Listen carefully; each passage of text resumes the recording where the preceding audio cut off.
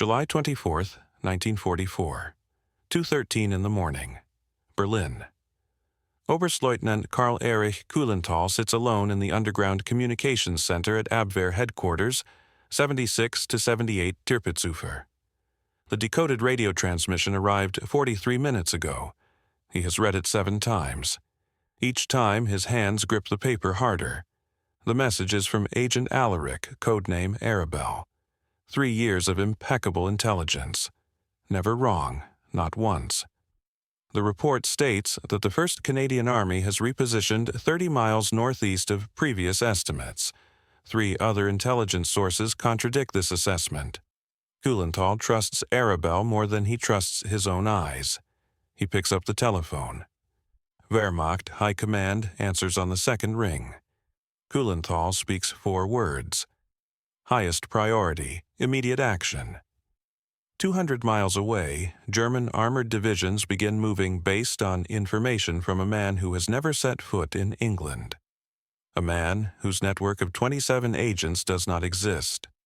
A man who 3 years ago was feeding chickens outside Barcelona and getting his letters returned unopened by British intelligence. February 14th, 1941. Barcelona, Spain. Juan Pujol Garcia stands outside the British consulate on Avenida Diagonal. 3rd time in 5 weeks. His suit is clean, but the collar is frayed. He polished his shoes this morning until his fingers cramped. In his jacket pocket, a handwritten letter. 7 pages, Spanish. His English is terrible. He has practiced his speech 40 times in the bathroom mirror. His wife Araceli asked him this morning why he keeps doing this. Why he keeps volunteering for a war. Spain is not fighting. Pujol did not have a good answer. He said something about stopping fascism, about doing the right thing. Araceli looked at him the way you look at someone who is going to get hurt. The consulate official is named Harold Farquhar. Age 54, career diplomat, perfect Spanish. He listens for 4 minutes before raising his hand. Mr. Pujol, we appreciate your enthusiasm, but we do not recruit intelligence agents through the front door. If you have information, submit it through official channels. Farquhar stands. The meeting is over. Pujol tries to explain that he does not have information yet, that he wants to create information. False information to deceive the Germans. Farquhar's expression does not change. He thanks Pujol for his time. The door closes. Pujol walks home. 43 minutes. His feet hurt. The apartment on Cara de Mallorca is small. 2 rooms, shared kitchen down the hall. Araceli is there when he arrives. She does not ask how it went. She already knows. She watches her husband sit at their small table and put his head in his hands. They have been married 7 months. Her father opposed the marriage, said Pujol had no money, no prospects, no future. She married him anyway. Now she is watching him try to volunteer as a spy for a country that will not respond to his letters. Pujol fought in the Spanish Civil War. He did not want to fight. The Republicans conscripted him in 1936. He served 2 years without firing his weapon. He deserted in 1938. Franco's nationalists captured him. They were going to execute him. Pujol convinced them he was a fascist sympathizer. They conscripted him for their side. He served 6 more months. Still did not fire his weapon. By 1939, when the war ended, Pujol understood something that most people do not understand. Ideology gets you killed. Both sides commit atrocities. Both sides believe they are right. Both sides will murder you if you disagree. The only thing worse than one group of fascists winning is fascists winning everywhere. When Germany invaded Poland in September 1939, Pujol knew where this was going. When France fell in June 1940, he knew it was worse than anyone imagined. And when he started hearing stories about what the Nazis were doing in occupied territories, what they were doing to Jews, to political prisoners, to anyone they considered undesirable, Pujol decided he had to do something. Not because he loved Britain, not because he hated Germany, because he understood that if the Nazis won, his future children would inherit a nightmare. The problem was brutally simple. He had no intelligence training, no military value, no connections, no language skills beyond Spanish and broken French. He was a 29-year-old former hotel manager currently managing chickens for his brother-in-law. The British did not need chicken farmers. After the third rejection, Pujol stops trying to convince the British. He will prove his value instead. If they will not let him spy on Germany, he will spy on Germany anyway. Then he will show them evidence that he can do the job. The plan has one problem. Spain is neutral. No German military installations in Barcelona. Pujol has no access to anything worth stealing. So, he invents a different approach. He will not spy on Germany for Britain. He will spy on Britain for Germany, then he will flip. He will offer the British something they cannot refuse. A German intelligence network they can control. It is insane. It is also the only idea he has. May 2nd, 1941. Madrid. The German embassy is at Calle de Fortuny 8. Pujol enters through the front door. His heart is hammering so hard he can feel it in his throat. He approaches reception, says he needs to speak with someone in the military attaché office. He carries forged identification papers identifying him as a Spanish government official in the Foreign Ministry Trade Division. The papers cost him 60 pesetas. A forger in Barcelona made them. They are good enough to get past the front desk. A secretary escorts him upstairs to a second-floor office. The man behind the desk introduces himself as Gustav Leisner. He is actually Friedrich Knappe-Rady, Abwehr officer, recruits Spanish agents. Pujol does not know this. He delivers his prepared speech. He travels frequently to London on business, has connections in the British government, despises communism, admires German strength, wants to help the Reich by providing intelligence from inside Britain. His hands are sweating. The forged papers are in his jacket pocket. If Knappe-Rady asks to see them closely, the forgery will be obvious. Knappe-Rady listens without expression. When Pujol finishes, 3 questions. First, what specific intelligence can you access? Second, how do you communicate it? Third, why should Germany trust you? Pujol has prepared answers, all lies. He claims his trade work gives him access to shipping manifests and industrial production reports. He can establish a mail drop in Lisbon for secure communication. He will work without payment initially to prove loyalty. Knappe-Rady thanks him, says someone will contact him if interested. The meeting lasts 11 minutes. Pujol leaves believing he has failed, returns to Barcelona, waits 3 weeks, nothing. Then, May 27th, a telegram. Return to Madrid for second meeting. This time, he meets Karl Erich Kuhlenthal himself.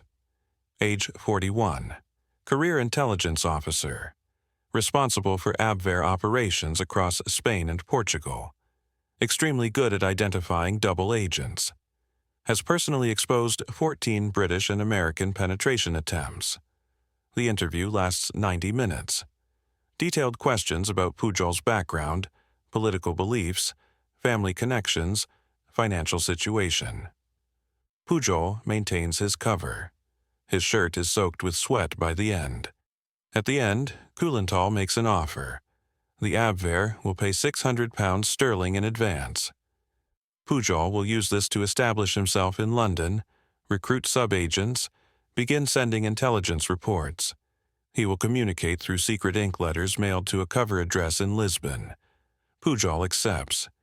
He receives the money, the secret ink, detailed instructions for letter protocols, a code name, Arabelle. He also receives something unexpected. Kuhlenthal gives him a small gift, a German military map of southern England with key installations marked. Classified intelligence. If this falls into British hands, Kuhlenthal will be executed. This tells Pujol something critical. The Germans are desperate for intelligence from Britain. They have very few reliable sources. They want to believe he is legitimate.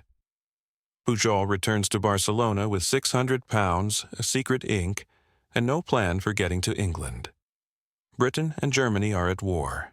Civilian travel is virtually impossible. The Abwehr expects Pujol in London within 3 weeks. He has no idea how to accomplish this. So, he does not go to London at all. July 19, 1941.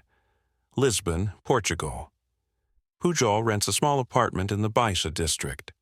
£12 per month. He tells Araceli he has accepted a temporary job in Portugal. She does not know about the German operation. She does not know he is attempting to become a double agent. She believes he is working for a Spanish trading company. Pujol does not tell her the truth because the truth will get them both killed. If the Germans discover he is lying, they will kill him. If the British discover he is working for Germans, they will assume he is a real Nazi agent. His only chance is perfect operational security. From his Lisbon apartment, Pujol begins the fraud. He purchases a tourist guidebook to England from a bookstore. The Blue Guide to England. Published 1937. 482 pages. Tourist information about British cities, hotels, restaurants, historical sites. He also acquires a London Underground map, a British railway timetable, several recent British newspapers. These materials cost £8. They are his only sources about the country he is supposed to be living in. First Intelligence Report, July 22, 1941. 3 pages. Secret ink on business correspondence. Pujol describes his arrival in London. Difficulties finding accommodation. Heavy security presence. Effectiveness of British air raid precautions. Specific details. Street names. Building descriptions. Weather conditions. Everything comes from the guidebook and newspapers. He mails the letter to the Lisbon cover address. From there, it forwards to Madrid and gets decoded by Abwehr analysts. The test is whether Germans believe it is genuine.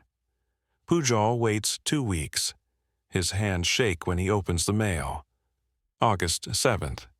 Response arrives, brief message, confirms receipt, requests more detailed information about military installations in southeast England. Includes payment instructions for additional £200.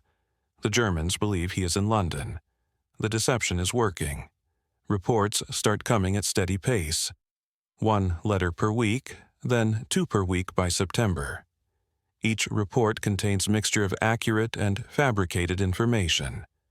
Accurate information comes from British newspapers and BBC radio broadcasts that Pujol listens to in Lisbon. Fabricated information is carefully designed to sound plausible but be militarily useless. He reports on bombed buildings newspapers mentioned 3 days earlier, making it appear he witnessed the bombing himself. He describes troop movements he invents entirely, but places them in locations where troops might logically be stationed. The technique works because Pujol understands something the Germans do not. Intelligence analysts want to believe their sources are reliable. They look for confirmation of what they already suspect rather than evidence that contradicts assumptions. Pujol gives them confirmation.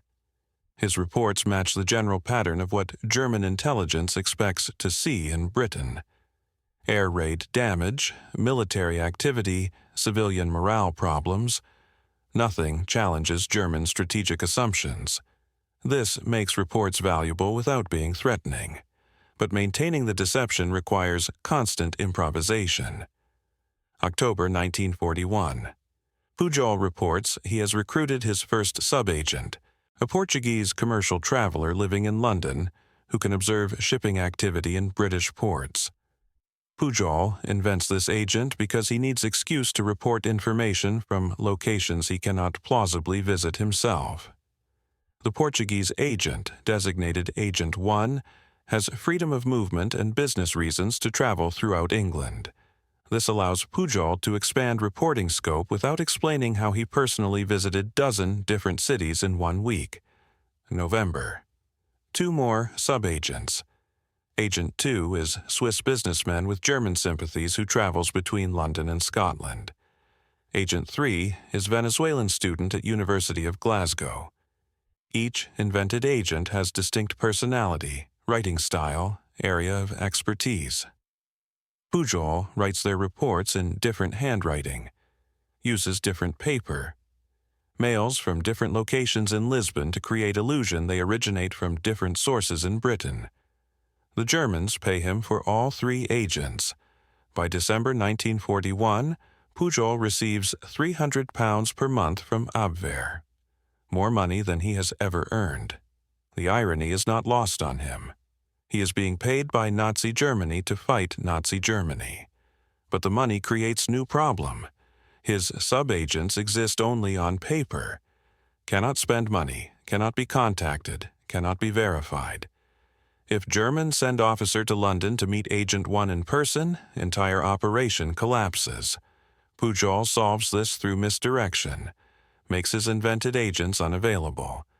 Agent 1 is traveling. Agent 2 is sick. Agent 3 is taking exams. Whenever Germans request personal meeting, Pujol provides reason why impossible. He also begins making agents more valuable by giving them their own sub-agents. Agent 3 recruits friend who works at munitions factory. Agent 1 recruits secretary with access to shipping schedules. Network grows from 3 agents to 7 by January 1942. Each new agent is as fictional as previous ones, but complexity creates cracks. February 4, 1942, Pujol makes his first significant mistake. Agent 3, the Venezuelan student in Glasgow, reports that sailors in Scottish ports accept bribes for information, will provide intelligence to anyone offering reasonable price. Report includes specific details about which pubs sailors frequent, what types of information they possess. Pujol mails the report expecting routine confirmation. Instead, urgent message from Kuhlenthal. Message asks Agent 3 to provide more details about Scottish sailors, specifically what prices they demand for information. Kuhlenthal's message includes concerning note. Glasgow sailors are notoriously difficult to bribe because Scottish culture places high value on fiscal restraint. He wants to know how Agent 3 overcame this cultural barrier. Pujol's hands stop moving when he reads this. The letter is on his kitchen table. Araceli is in the other room. Pujol stares at the words. Glasgow sailors are notoriously difficult to bribe. He invented the detail about bribable sailors without researching Scottish culture. His tourist guidebook mentioned Glasgow shipbuilding, but said nothing about regional attitudes toward money. He fabricated plausible-sounding report based on assumptions about how sailors everywhere behave. But Kuhlenthal either knows Scotland personally or has access to cultural intelligence that revealed the inconsistency. Pujol cannot eat that night, cannot sleep, lies in bed staring at ceiling. If Kuhlenthal suspects the report is fabricated, he will investigate. If he investigates, he will discover Pujol is not in London. If he discovers that, German counterintelligence will trace everything back, will find Pujol in Lisbon, will realize entire network is invented, and they will kill him. At 3 in the morning, Pujol gets out of bed, sits at kitchen table, writes response as Agent 3, explains that sailors in question are not Scottish but English and Irish workers who traveled to Glasgow for employment in shipyards. These men do not share local cultural reluctance toward accepting bribes. Agent 3 apologizes for confusion in earlier report.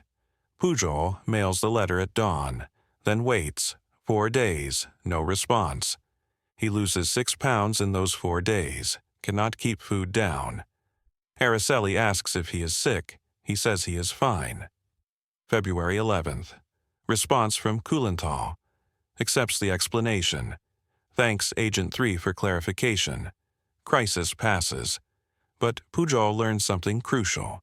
The deception has limits, cannot simply invent any detail. Information must match reality closely enough that German intelligence analysts cannot detect obvious fabrications. This requires better research, more careful planning, access to more detailed information about Britain than four-year-old tourist guidebook can provide. March 1942. Pujol has network of 7 fictional agents, receives £400 per month from Abwehr, has sent 37 intelligence reports containing 267 individual pieces of information. German intelligence analysts verified 203 of those details against other sources and found them accurate. Kuhlenthal recommended Pujol for commendation. Berlin headquarters considers Arabelle one of most productive agents in Britain, and Pujol still cannot get British to respond to his letters. He has written to British Embassy in Lisbon 4 times, written to British intelligence services twice, even written directly to British military attaché in Madrid. Every letter explained same thing. He is Spanish national working as German intelligence agent, currently in Lisbon, not London. Has created fictional network of sub-agents, has been deceiving German intelligence for 8 months, wants to work for Britain as double agent, can provide complete access to German intelligence operations in Iberia if they agree to meet. None of letters receive responses. British either do not believe him or do not care. From their perspective, Pujol is probably German provocation. Abwehr attempt to identify British intelligence officers in neutral Portugal by sending obvious false defector. Smart play is ignore him completely, which is exactly what they do. Pujol is running out of time. He cannot maintain deception indefinitely. Eventually, Germans will demand meetings with sub-agents. Eventually, invented sources will produce information contradicting verifiable facts. Eventually, someone will notice Arabelle's intelligence is too good to come from Spanish amateur with no training. When that happens, German counterintelligence will investigate, will discover he is not in London, will realize entire network is fabricated, will kill him. April 1942. Pujol estimates he has maybe 3 months before deception collapses. 3 months to convince British he is valuable. 3 months to transform from nuisance sending unreturned letters into intelligence asset they cannot ignore. He needs something dramatic, something proving beyond doubt that he controls German intelligence perception of British military activity. So, he does something desperate. April 11, 1942. Pujol sends report to Kuhlenthal through Agent 3. Report states large military convoy preparing to depart Glasgow Harbor within next 72 hours. Destination unknown, but likely Mediterranean or North Africa based on supplies being loaded. Report includes ship names, convoy size, estimated departure window. Everything in report is completely fabricated. Pujol has no information about any convoy. He is gambling that convoy might actually exist, and timing will be close enough to seem accurate. He mails the letter, then sits in his apartment unable to move. Araceli asks what is wrong.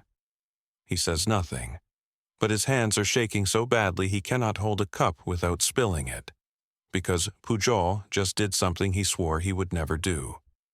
He gave Germans potentially actionable intelligence. If convoy actually exists, German submarines might intercept it based on his report. British sailors might die because of information he invented. He tells himself convoy probably does not exist, that Germans will ignore the report, that even if convoy is real, Royal Navy will protect it.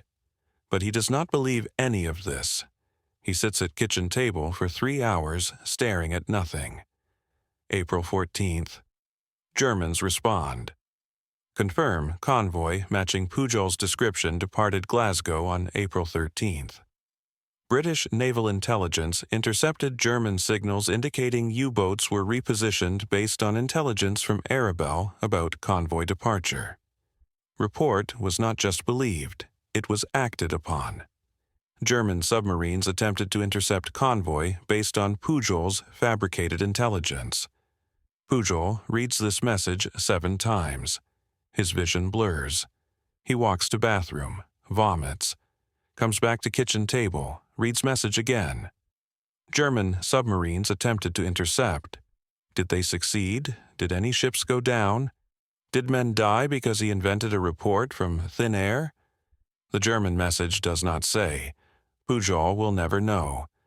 This is the cost of his deception.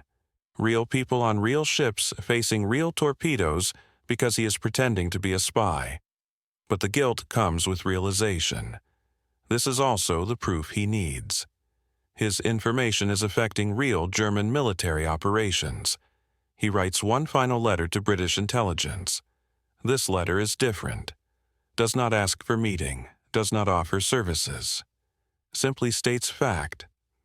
German U-boats repositioned April 13th based on intelligence from Spanish agent in Lisbon pretending to be in London. If British intelligence wants to know how German submarines knew about Glasgow convoy, they should investigate mail drops in Lisbon receiving secret ink letters from someone calling himself Arabelle. Pujol mails letter April 17, 1942. Returns to apartment. Waits. Either British will realize what he is offering, or they will not. If they do not respond within 2 weeks, he will know he has failed. Will have to abandon operation, destroy all evidence. Hope Germans never discover his deception. He sits at kitchen table, counts days. April 22nd, 11:40 in the morning. Someone knocks on Pujol's apartment door. 3 sharp raps, metal on wood. Pujol freezes. He is sitting at kitchen table. Araceli is out shopping. 3 knocks. Pujol's mind races. German agents knock 3 times. British agents knock twice. He learned this from a novel he read in Barcelona. Does not know if it is actually true, might be completely invented. 3 knocks, could be neighbor, could be landlord, could be someone selling something, could be German counterintelligence who discovered his fraud and came to kill him. Pujol stands. Walks to door. His hand reaches for handle. If he is wrong about who is on other side, next 30 seconds will be his last. He opens the door. A man stands in hallway. British. Pujol knows immediately. The man's suit, his posture, his expression. British intelligence officer. The man speaks English. I am Eugene Rysdale. I work for British government. I have questions about someone called Arabelle. May I come inside? Pujol steps back. Lets him enter, closes door, and begins explaining how he created 27 agents who do not exist. April 25, 1942. London, MI5 headquarters, 58 St. James Street. Thomas Harris sits in his office reading a file that makes his coffee go cold. 47 pages. Transcripts of intercepted German communications. Decoded messages between Madrid and Berlin. Reports from a Spanish national claiming he has been lying to the Abwehr for 8 months from a Lisbon apartment using a tourist guidebook. Harris is 32 years old. Art dealer before the war. Fluent Spanish. Runs double agent operations. He has seen dozens of walk-ins claiming to be volunteers. Most are provocations. Some are delusional. This file is different. He reads the intercepts 3 times. The Spanish agent calling himself Arabelle sent 37 reports to German intelligence. Germans verified 203 facts from those reports, found them accurate. Berlin considers Arabelle one of their most valuable assets in Britain. The problem is simple. Arabelle has never been to Britain. He invented his entire network. And Germans believe every word. Harris picks up the telephone. Dials Lisbon station. Eugene Rysdale answers. Tell me about the Spaniard. Rysdale describes the meeting. Small apartment. Pujol was terrified when he opened the door. Thought Rysdale might be German counterintelligence. But once he started talking, Rysdale understood two things.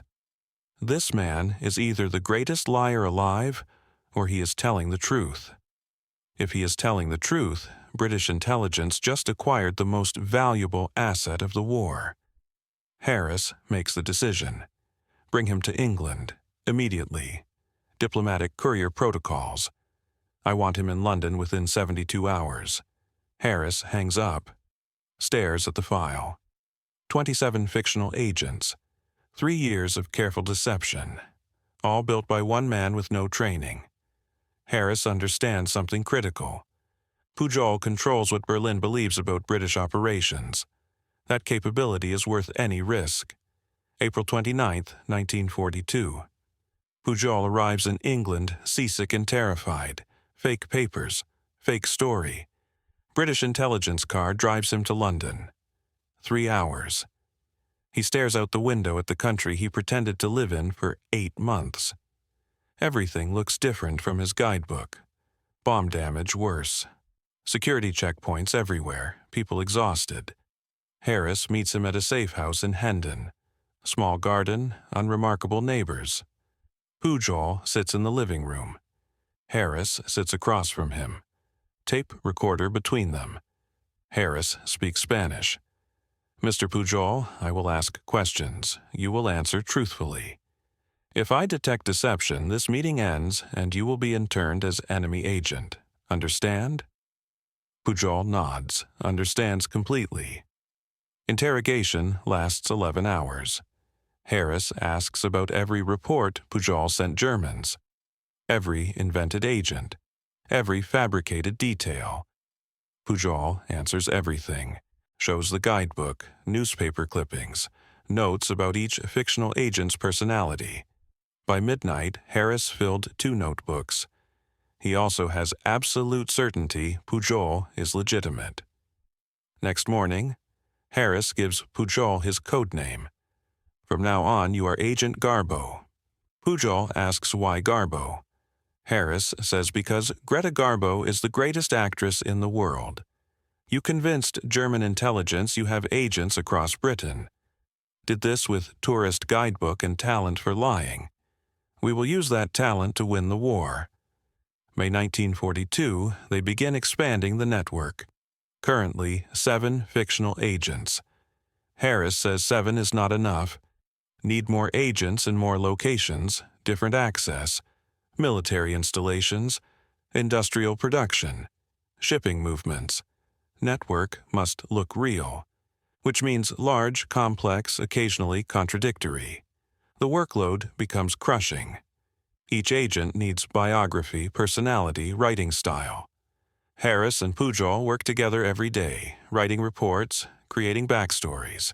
By June, 14 agents. By September, 19 agents. None exist. Then the first crisis hits. August 3, 1942. Harris walks into the safe house at 6:00 in the morning. His face is pale. Pujol is eating breakfast. Harris throws an intercepted German communication onto the table. The paper lands in Pujol's eggs.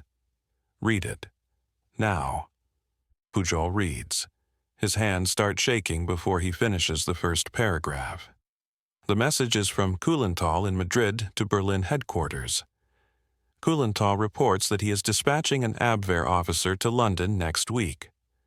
Purpose is to personally meet Agent 1, the Portuguese commercial traveler. Verify his existence. Establish direct communication protocols. The meeting is scheduled for August 12th at a location Agent 1 will provide. Pujol looks up at Harris. Agent 1 does not exist. Harris sits down. I know, we have 9 days to solve this. If we do not, the Germans discover your entire network is fabricated. They kill you. They kill every contact you ever had. And we lose the most valuable deception capability we possess. Pujol cannot eat the rest of that day, cannot sleep that night, lies in bed at the safe house staring at ceiling. Agent 1 was the first fictional agent he invented back in Lisbon. Portuguese commercial traveler with business reasons to travel throughout England. Pujol gave him family, history, motivations. Made him real through hundreds of reports over 10 months. Now Germans want to shake his hand. Harris spends 3 days considering options. Kill Agent 1, make him disappear. Invent reasons why meeting is impossible. On August 6th, Harris makes the call. We stage an illness. Agent 1 develops acute appendicitis. Requires emergency surgery. Cannot meet German officer. Will be hospitalized for 3 weeks minimum. Pujol writes the message. His handwriting is Agent 1. Different style, more formal. Apologizes profusely to the German officer. Explains the medical emergency. Provides hospital name, doctor's name, everything false but plausible. Mails the letter August 7th. Then they wait. If Germans investigate the hospital, operation collapses. If they send officer to verify medical records, operation collapses. If they become even slightly suspicious, everything Pujol built disintegrates. August 14th. Response from Madrid. Kuhlenthal accepts the explanation. Postpones the meeting indefinitely. Wishes Agent 1 speedy recovery. Crisis passes. But Pujol learns something terrifying. The deception is fragile. One wrong detail, one moment of bad luck, one German officer who decides to verify something, and it all ends. He loses 8 pounds in those 11 days. Harris notices. Tells him he needs to eat. Pujol says he cannot. Every time he sits down to eat, he thinks about German officers investigating hospitals in London looking for Agent 1. Harris says Agent 1 is not real. Stop worrying about him. Pujol says that is exactly the problem. Agent 1 is not real, but Germans are searching for him anyway. Eventually, they will search hard enough. September 1942. Harris teaches Pujol the system called chicken feed. They sit in the safe house office. Harris spreads papers across the desk. This is how we keep Germans trusting you. 80% of information you send must be absolutely accurate. But timing is everything. Harris picks up a report. British convoy departed Portsmouth 3 days ago. 23 ships. Destination Gibraltar. Send this to Madrid today, right now. Pujol looks at the paper. This is real intelligence. Real ships. Real route. If Germans intercept, Harris cuts him off. Convoy has 48-hour head start and destroyer escort. By the time Germans reposition submarines, convoy passed Bay of Biscay. But your report arrives within operational time frame. Germans think they could have acted if they moved faster. Next time we send real intelligence, they scramble U-boats immediately. Next time, Pujol, intelligence will be completely false. Pujol stares at Harris. You want me to send them on wild chases? Harris nods. Exactly. We train them like dogs. Give them real meat first, they learn to trust you. Then we give them poisoned meat. They eat it because they remember the real meat tasted good. October 1942. Harris walks into the safe house. Sits across from Pujol. We need to kill Agent 3. Pujol stops writing. Looks up. The Venezuelan student? Harris nods. Germans asking too many questions about Glasgow. Want to meet him. Want him to recruit more sources. If we keep making excuses, they investigate. If they investigate, they find nothing. Agent 3 needs to die.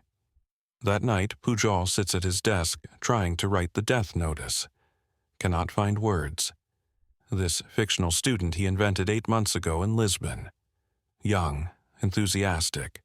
Reported on military observations near Glasgow. Now, Pujol writing his obituary. He picks up pen 4 times. Puts it down 4 times. Finally, writes it too high in the morning. Agent 3 contracted tuberculosis. 3 weeks hospital. Died October 19th. He mails the letter, then goes to bathroom. Vomits, comes back to desk. Stares at the letter copy. He just murdered someone who never existed. Harris finds him there at dawn, still staring at the paper. Harris says nothing, pours 2 glasses of whiskey, hands one to Pujol. They drink in silence. 3 days later. Response from Madrid. Kuhlenthal sends condolences. Also sends £500 for funeral expenses and pension for Agent 3's widow. Pujol stares at the money order. Germans are paying him for murdering a fictional person, paying pension to a widow who does not exist. Harris says this is good. Deaths make network look real. Pujol says nothing, just stares at the money, but the death serves its purpose. Germans trust Pujol more after Agent 3 dies, also allows Pujol to introduce replacement agent, friend of deceased Venezuelan who wants to continue his work. Network evolves naturally. December 1942, second major crisis. Harris bursts into safe house. Face red, throws report across desk. Papers scatter. This is garbage, Pujol, complete garbage. Agent 7 reported troop movements in Dover 3 days ago. Yesterday, German reconnaissance photographed same area. No troops, no vehicles, nothing. They are going to know you are lying. Pujol's face goes white. I used old newspaper. Information seemed current. Harris leans forward. If you ever send information without checking with me first, I end this operation. Send you to internment camp. Are we clear? Pujol nods. Cannot speak. Harris continues. Germans intercepted your report, verified it against the reconnaissance, found contradictions. Kuhlenthal sent query asking Agent 7 to re-verify observations. You have 24 hours to fix this. Pujol works all night. Writes response as Agent 7. Explains the troop movements were temporary. Units relocated before German reconnaissance. Apologizes for confusion. Mails letter at dawn. Waits 3 days. Response from Madrid. Kuhlenthal accepts explanation, but includes warning. Future reports must be verified carefully. Intelligence services require precision. Pujol sits with Harris after receiving the warning. Asks if operation is compromised. Harris shakes his head. Not yet, but we were close, very close. You cannot make mistakes like this again. One more contradiction and Germans investigate. If they investigate, operation ends. Pujol asks what happens then. Harris does not answer. December 1943. Harris receives orders from highest levels. Operation Overlord being planned. Invasion of France. D-Day. Target date spring or early summer 1944. German intelligence desperately trying to determine where and when. And source they trust most is Arabelle. Harris calls Pujol to office. Explains situation. British intelligence will use Garbo network to deceive Germans about D-Day. Feed false information, making Germans believe invasion coming somewhere other than actual beaches. If deception works, German forces positioned wrong. Allied soldiers face lighter resistance. Thousands of lives saved. If deception fails, 150,000 men landing on Normandy beaches will be slaughtered. Pujol asks what happens if he makes mistake. Harris does not answer immediately, then says, if you make mistake, invasion fails. If invasion fails, we lose the war. Pujol's hands are shaking. Harris notices, pours whiskey, they both drink. Neither speaks for 5 minutes. January through May, 1944. Building the D-Day deception. Operation Fortitude. Goal is convince Germans' invasion at Pas de Calais, 150 miles northeast of actual Normandy beaches. Pas de Calais is logical. Shortest distance across Channel. Closest to Germany, better ports. Every German analyst believes invasion there. Harris and Pujol will confirm that belief. Garbo Network reports massive military buildup in southeast England opposite Pas de Calais. fictional agents begin reporting troop concentrations, new divisions, tanks, artillery, supply dumps. Every report carefully designed to match what German reconnaissance might observe. Because British creating fake army in southeast England, inflatable tanks, dummy artillery, false radio traffic, Germans watching. They see exactly what British deception wants them to see. Pujol's reports confirm it, but deception must be perfect. Any contradiction makes Germans suspicious. Harris and Pujol spend months coordinating reports with actual deception operations. Every invented agent must report information matching false evidence on ground. Pujol ages visibly during these months, hair graying at temples, lines around eyes deepening. He loses 14 pounds. Harris makes him see doctor. Doctor says Pujol, suffering from stress, needs rest. Harris says rest comes after D-Day, not before. June 4, 1944. Harris receives final briefing. D-Day scheduled June 6th. Weather permitting. 5 beaches in Normandy, Utah, Omaha, Gold, Juno, Sword, 150,000 men first wave, thousands of ships, largest amphibious invasion in history. Germans must not know it is coming to Normandy, must keep reserves at Pas de Calais, must believe Normandy is diversion, must hold strongest forces in wrong location until too late. Harris gives Pujol final instructions. After invasion begins, you send message to Madrid. Message says your agents observed Normandy preparations, but intelligence arrived too late because you could not establish radio contact in time. Apologize for delay, then send second message. Other agents in southeast England reporting main invasion force still preparing to attack Pas de Calais. Normandy is diversion. Real invasion comes later. Germans must keep reserves at Pas de Calais. Pujol understands. If Germans believe him, they do not move forces to Normandy. If they do not believe him, thousands of Allied soldiers die on beaches. Everything depends on whether Germans still trust Arabelle after 3 years. June 5, 1944. 8 hours in evening. Pujol sits in radio room at MI5 safe house. Radio operator ready, message prepared, but cannot send yet. Timing must be perfect, must arrive after invasion begins, but early enough to seem like Pujol tried warning Germans in advance. Harris calculated optimal transmission time is 3 hours morning, June 6th, 3 hours before first landing craft hit beaches. Pujol waits. Hours pass slowly, sits at table, smokes cigarettes, hands shake. 3 years of lies, thousands of reports, 27 fictional agents, all building to this moment. In 6 hours, 150,000 men land on French beaches. Whether they live or die depends partly on whether Germans believe one more lie from Spanish chicken farmer who learned everything about Britain from tourist guidebook. 2 hours in morning. Pujol moves to radio. Operator begins attempting contact with Madrid receiving station.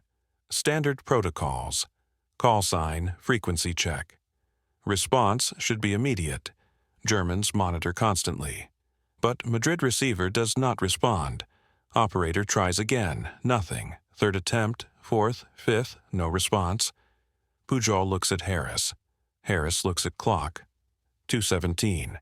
Invasion begins in less than 4 hours. If Pujol cannot send message, entire deception fails. If deception fails, Germans might be positioned correctly, might be waiting on beaches, might slaughter first wave before they reach seawall. Operator tries again. 2:33. Still no response. Harris picks up telephone. Calls, signals intelligence. Asks if German radio stations in Madrid operating normally. Yes, all frequencies active, no technical problems. Madrid receiver is working, simply not responding to call sign. Pujol stands, walks to window. Outside, London is dark. Blackout everywhere. Somewhere across channel, thousands of ships moving toward France. Tens of thousands of men preparing to land.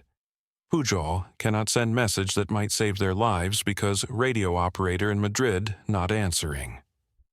3 side, designated transmission time passes. No contact. 3:30, nothing. Pujol thinks about Glasgow convoy, the report he invented that sent real U-boats after real ships. Did anyone die that day? He never knew, never asked. Now 150,000 men heading toward beaches, and he cannot warn Germans away because Madrid will not answer the radio. 4 Harn, first landing craft launching from ships, men climbing down cargo nets in darkness. Pujol sits at radio, stares at silent receiver. Harris stands behind him. Neither speaks. The operator keeps trying. Call sign, frequency check, call sign, frequency check, nothing, nothing, nothing. 4.17. Harris picks up telephone, calls someone. Pujol does not hear conversation. Harris hangs up, looks at Pujol. They are in the water now, first wave launching.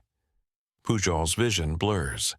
He thinks about Agent 3, the fictional Venezuelan he killed with tuberculosis, the funeral Germans paid for, the widow receiving pension.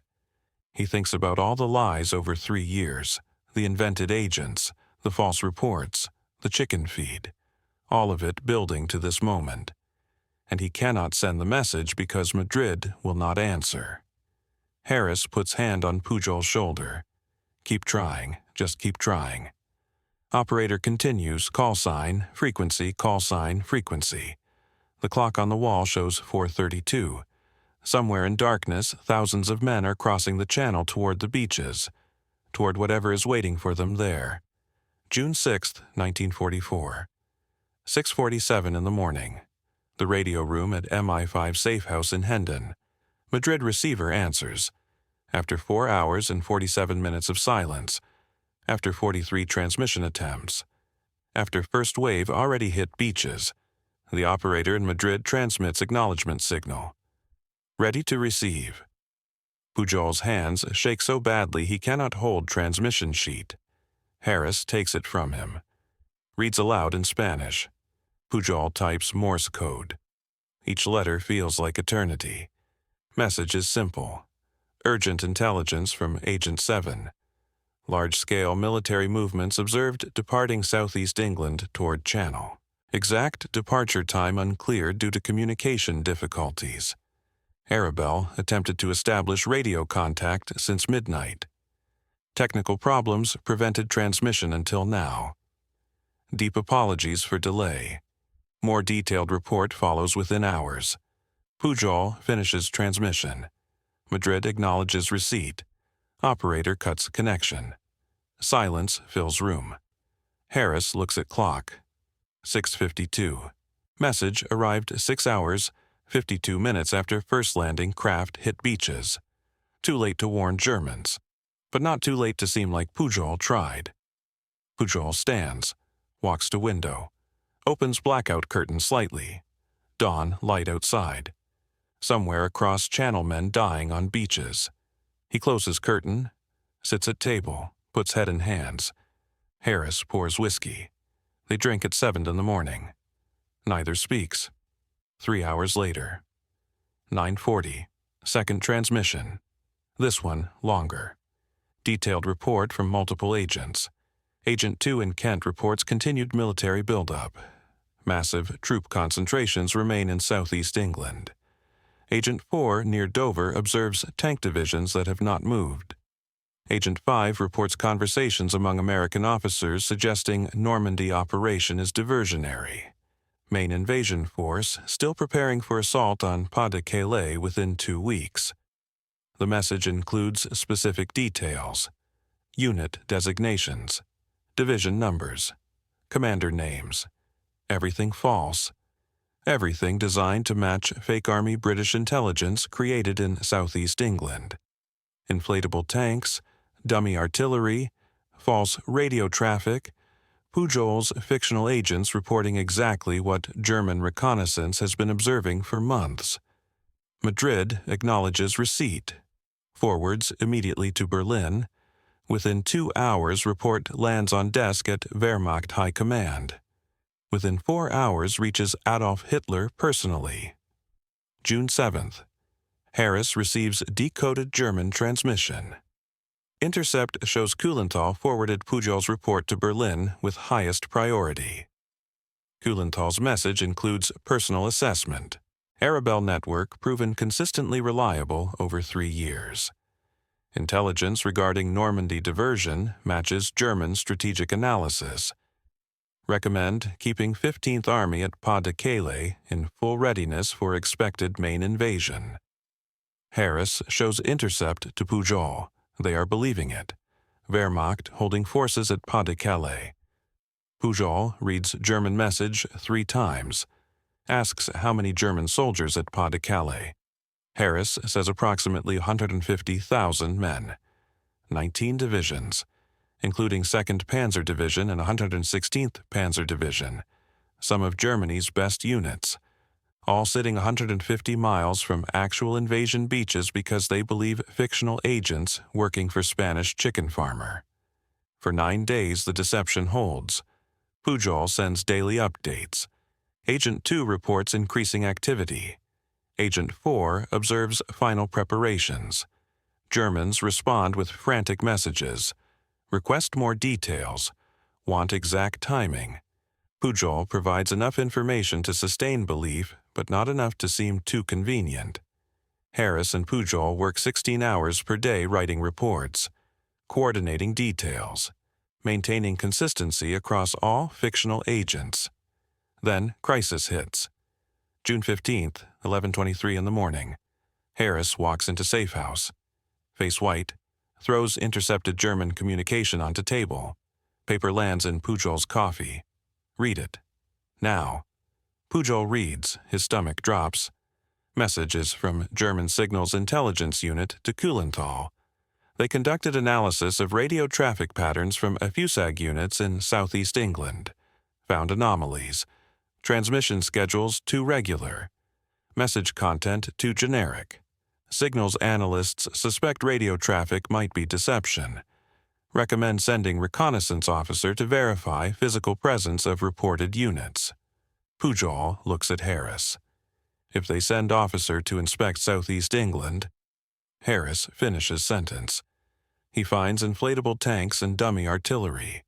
Discovers entire army is fake.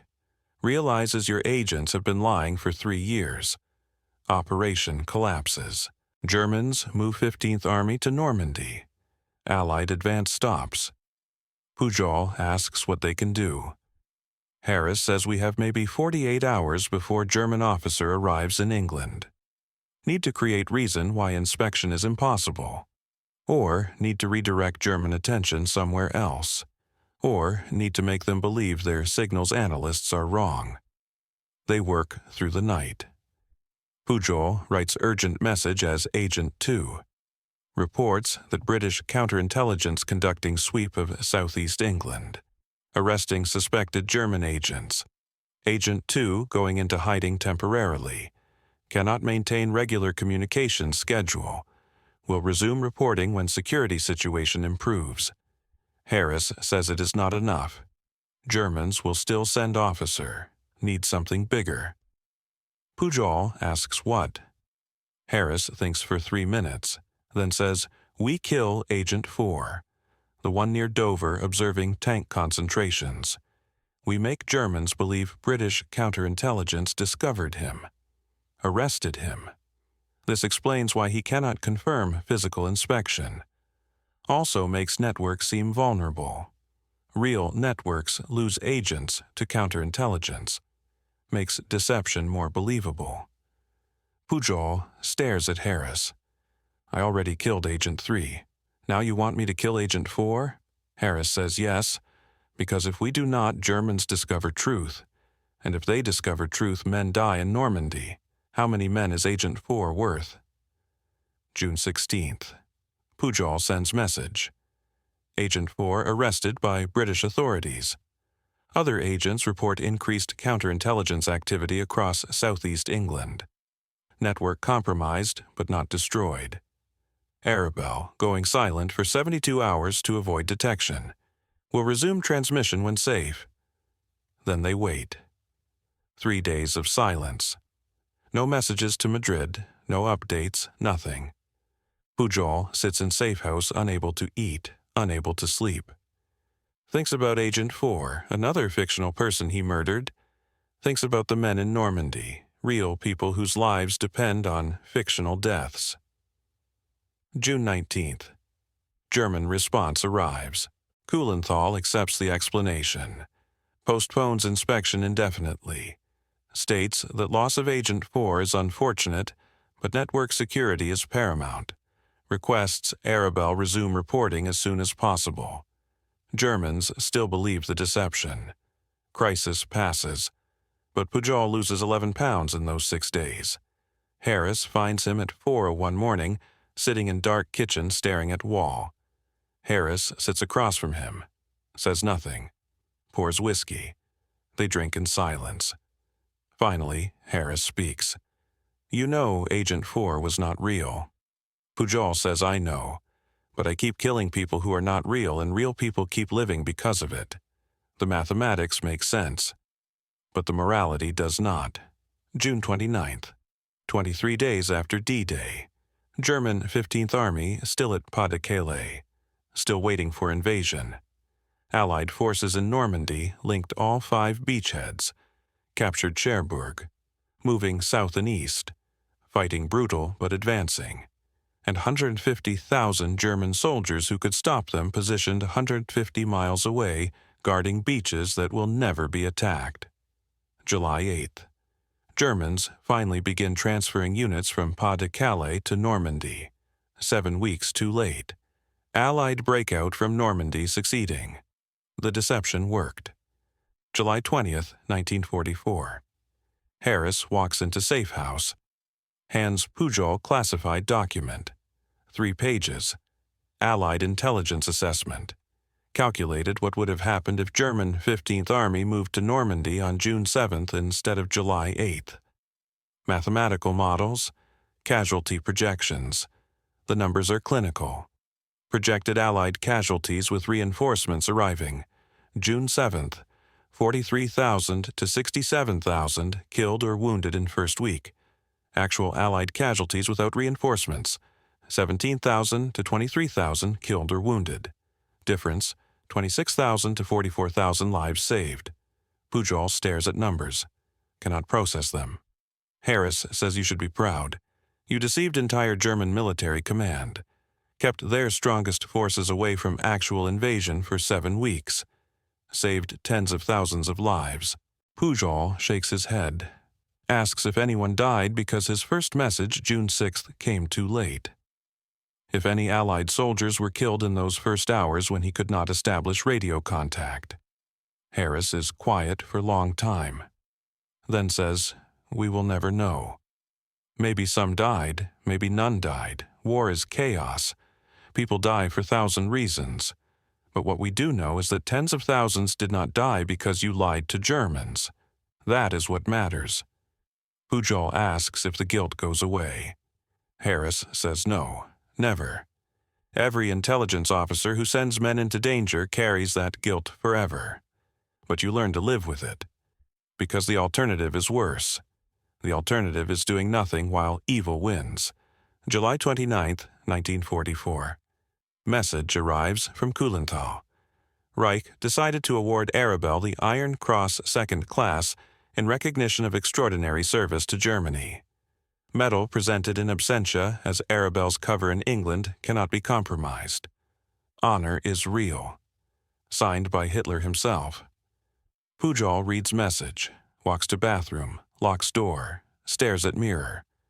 Hitler just gave him medal. Hitler. The man whose regime he has been fighting for 3 years. The man whose intelligence service he destroyed just awarded him for loyalty. Pujol starts laughing. Cannot stop. Laughs until tears run down face.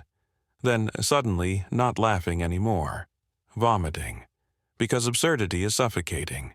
He is wearing Nazi medal while British pay his salary. Hero to both sides, and nobody can ever know.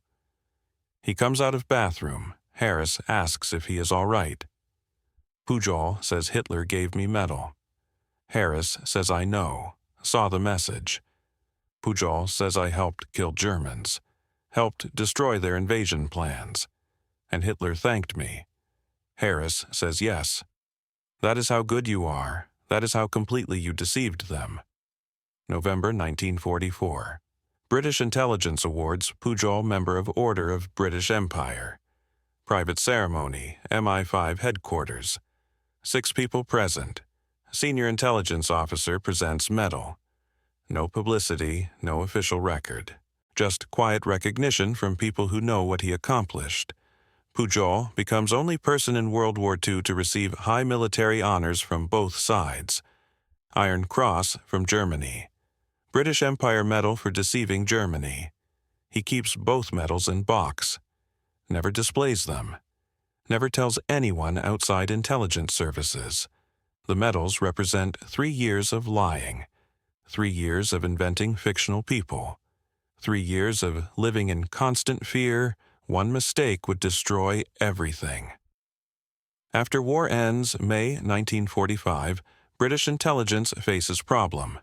Pujol too valuable and too exposed. Germans still believe Arabelle network exists. Some Abwehr officers escaped to South America. Some Nazi intelligence operatives avoided capture. If they discover Pujol deceived them, they will hunt him. February 1949. British intelligence announces Juan Pujol Garcia died of malaria in Angola. Death certificate filed.